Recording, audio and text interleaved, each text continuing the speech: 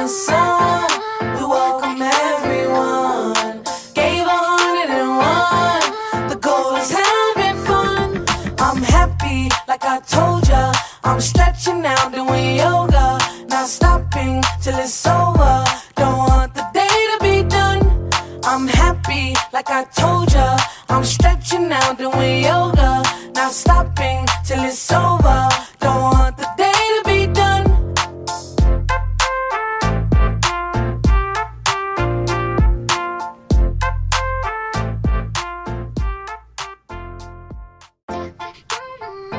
Welcome, friends, to Yoga and Podcast. This show highlights the science and brings the magic of yoga and mind-body practices down to earth for the everyday person to help you live your best life. I'm your host, Ashley Weber, a yoga and Pilates teacher and forever student who is oh so curious about all things yoga and. I'm super excited to share with you this upcoming conversation. Now, let's sit back, relax, and enjoy the episode, y'all.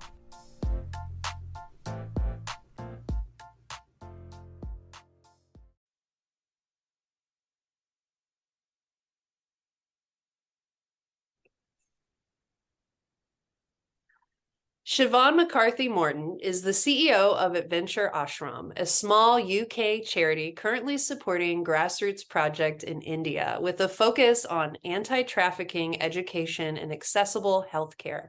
Adventure Ashram manages the Yoga Stops Traffic campaign.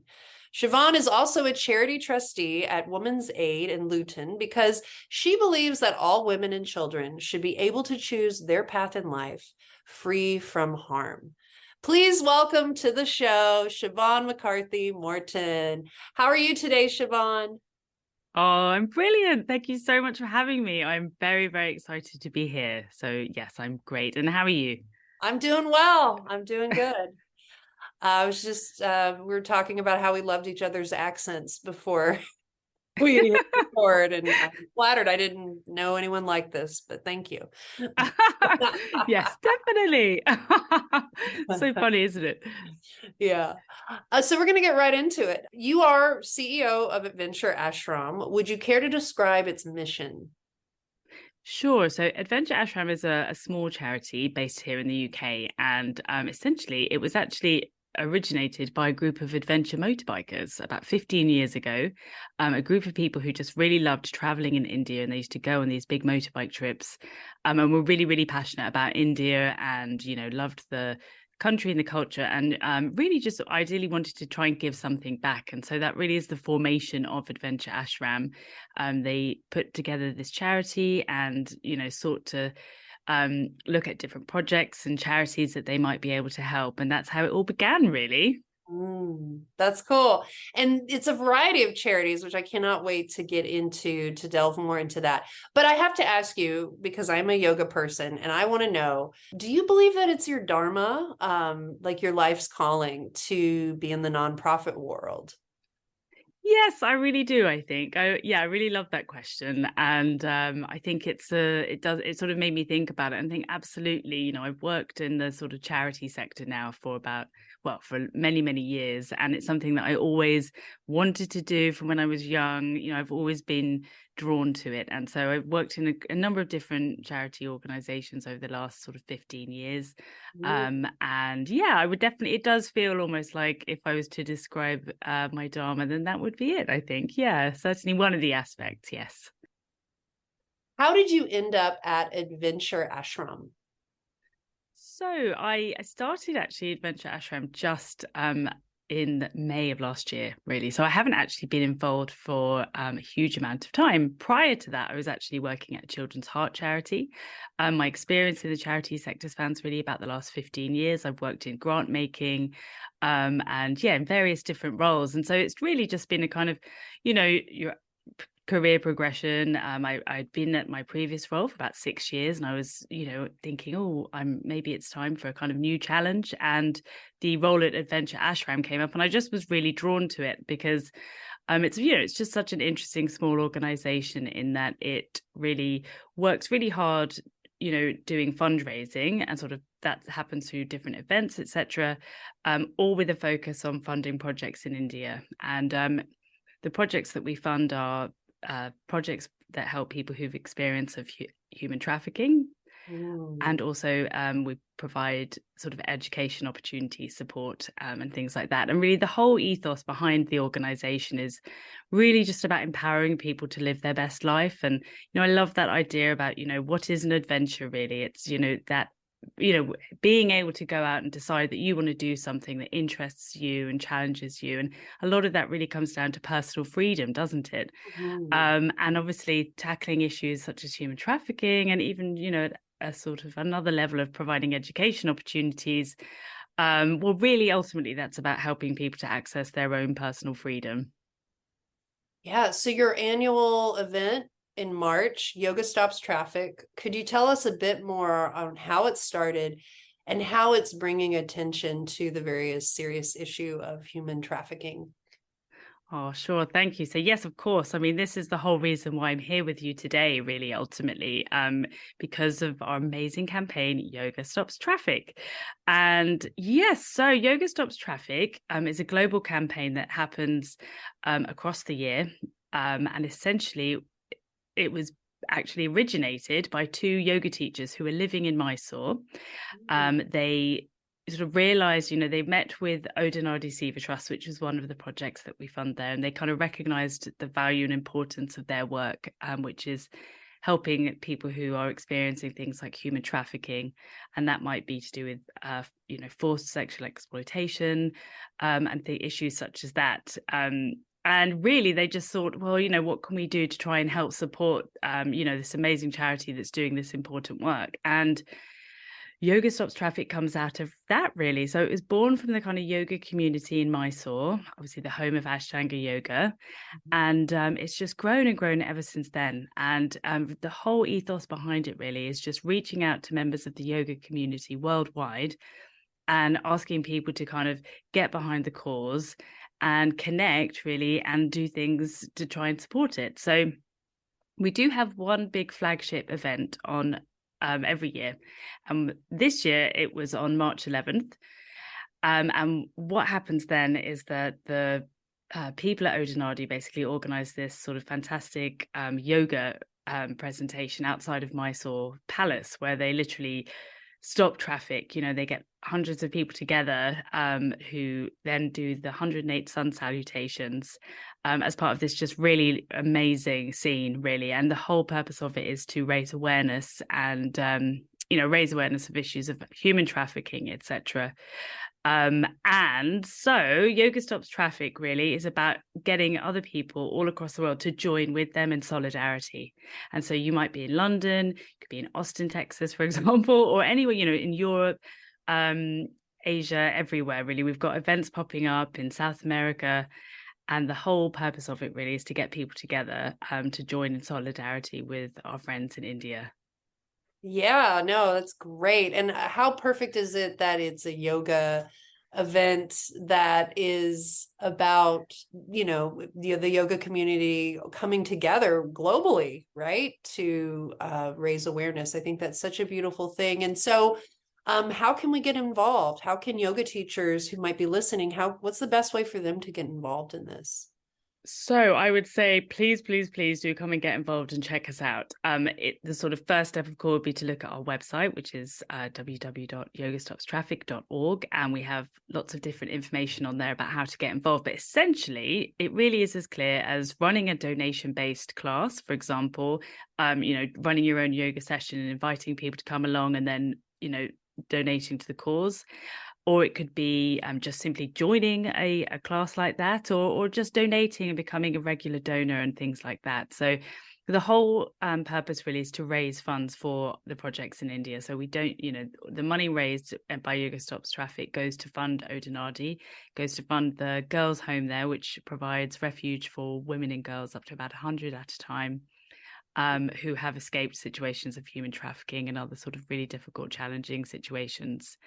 So please do think about getting involved. So 8 million people are affected by human trafficking in India and an estimated over 50 million globally. Do you care to tell us more about the issue of human trafficking and modern slavery? Yes, obviously it is a global issue, as you just rightly outlined, with 50 million being an estimated figure there.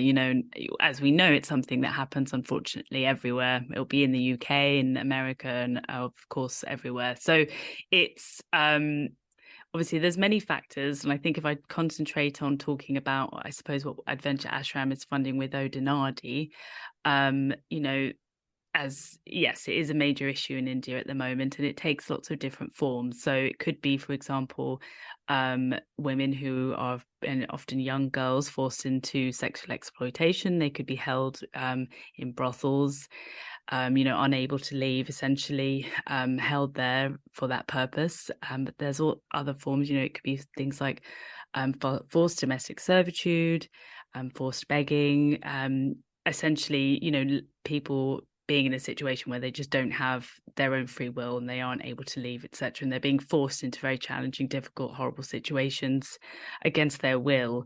And the reasons, obviously, that this could come to pass, really, obviously, a whole plethora of reasons, but essentially, obviously, poverty is a major factor, lack of education, a lack of ability, being able to move out of certain situations. I was fortunate to actually go out to India just before Christmas and obviously spent about 5 days at Odinardi, just finding out more about, how their work is, the challenges that they're facing at the moment.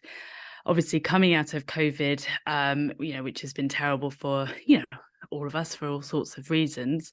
It was interesting just hearing about, how that's affected the way they've worked. Obviously, not being able to carry out rescues as much as they had been prior to that. The knock on.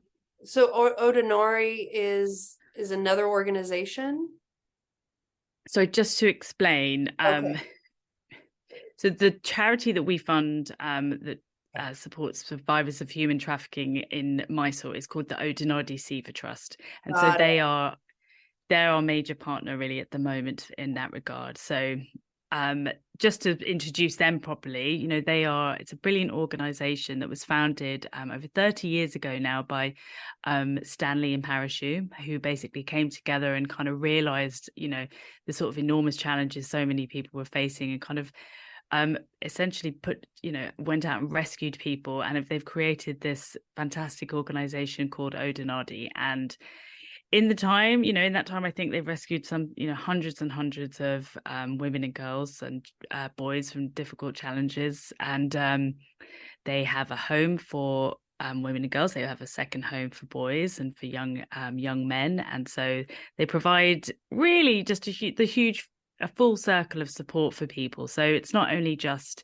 rescuing people when that's necessary, but it's also providing kind of safe home, counseling. They have like an on-site social worker, and they also just provide lots for their well-being. So for example, they practice yoga daily, as well as all sorts of other pursuits like karate, and really just the whole focus is really helping people to kind of transform, I suppose, and be able to move on and live independent lives really of value. There's a big issue with things in the sort of regarding trafficking where people could quite easily fall back into situations, harmful, challenging situations, if they don't have the right amount of help to be able to properly move on in their lives. And so what Odinardi do is provide not only obviously access to education, but also employment opportunities. So they have like an on-site beauty training school, for example, so that young women can learn to become beauticians and obviously go and work in that field. Also an on-site bakery training school, and also like a mechanical workshop, so that young people can learn how to like fix motorbikes and things like that. So yeah, it's just a really special organization that provides a real kind of full circle of support for people. And so Yoga Stops Traffic, having supported Odinardi for quite a long time now, it's been a real major source of support for them. It funds the girls' home. So just the general running costs and food and salaries and, really the kind of vital, important things that actually, as we know in the charity world, is sometimes the hardest things to fund, And so I think it's just such a special partnership, really. That is amazing that this organization exists. And Adventure Ashram does a bunch of projects and partners. So my question is, how does Adventure Ashram pick their projects and partners? Sure. So I think, to give some sort of background on Adventure Ashram, it kind of originally had sort of founder CEO, amazing woman who really kind of helped the board, I suppose, to kind of, work in India, finding different projects. And so at the moment, currently, we're mainly funding two projects. And so one is Odinadi in Mysore, and the other one is a project based south of Mysore in the Mudamalai Tiger Reserve area. And that is about providing access to education in a very rural location. So to essentially providing help with transportation from very rural villages to school, etc., and funding children's uniforms and access to local tuition centres, etc. So because of our size, we have these kind of established partnerships with them currently. We have in the past had other projects, and those have completed. And so at the moment, those are our main sources of that's who we're helping primarily at currently. But yes, hopefully in the future we'll seek to fund and form new partnerships. So what I like about Yoga Stops Traffic is, if you cannot monetarily donate to your organization, you can donate your time as a yoga teacher. And I think that's so important, because I know I want to help all the time different charities, but sometimes they ask for a monetary donation. But this is a great way to donate your time and get other people to contribute monetarily. Would you agree?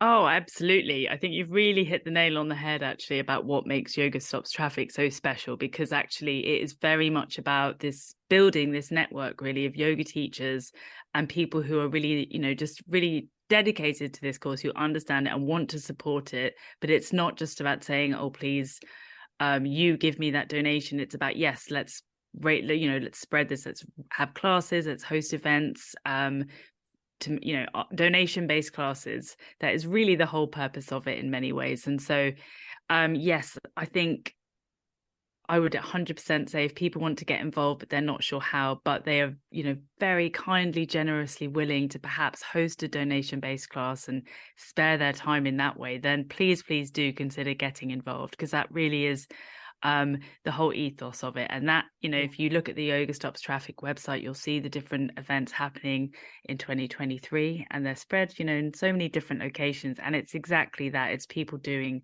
that exact thing, and it's really, really special, actually. That's so cool. And you know what? I live in Austin, Texas, and I tell you what, there's a yoga teacher. Like, you throw a rock, you'll hit a yoga teacher or a massage therapist, but mostly yoga teachers. And just in Austin alone, if every single yoga teacher just donated one class to Yoga Stop Traffic, that could be a huge impact.